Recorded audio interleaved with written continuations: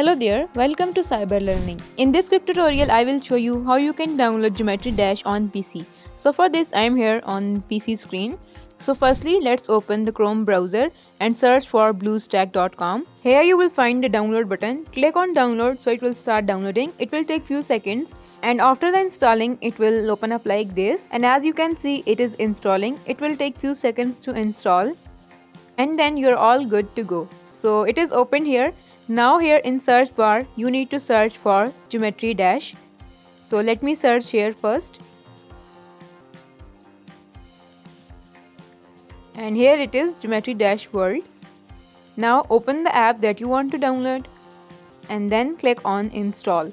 So in this quick and easy way, you can download Geometry Dash World on PC. If this video helped you, leave a like on the video and do subscribe to Cyber Learning. Thank you for watching. Bye.